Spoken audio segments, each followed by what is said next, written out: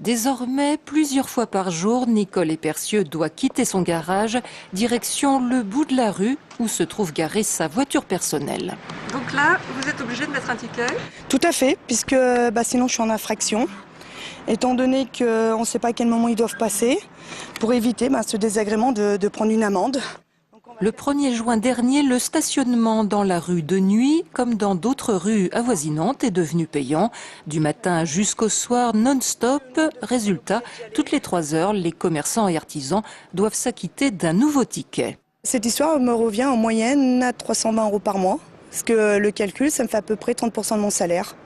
Et beaucoup de commerçants aujourd'hui sont d'accord, 320 € par mois, ça fait un peu cher le droit de travailler à la Croix-Rousse. Pourquoi nous qui sommes là toute la journée de 8h à 18h devons payer le stationnement en plein tarif, alors que les résidents qui a priori ne rentrent que le soir vers 18h, 19h, eux ont droit à une carte pour se garer à tarif réduit. Les commerçants et artisans ne réclament pas la gratuité, mais simplement un tarif préférentiel, parce que ce sont eux aussi qui font vivre la Croix-Rousse. Aujourd'hui, la Fronde s'organise.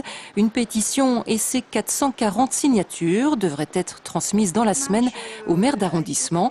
Mais sa réponse est claire, favoriser le stationnement des commerçants serait contre-productif.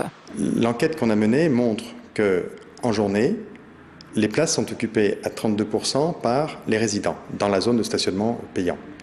Si on intégrait les commerçants, on aurait une occupation de 72%, ce qui veut dire que le système ne fonctionnerait plus. La solution, actuellement à l'étude, serait de mettre en place un tarif spécial commerçant au parking du Gros Caillou. En attendant, pour stationner à la Croix-Rousse, mieux vaut mettre une pièce dans le rodateur.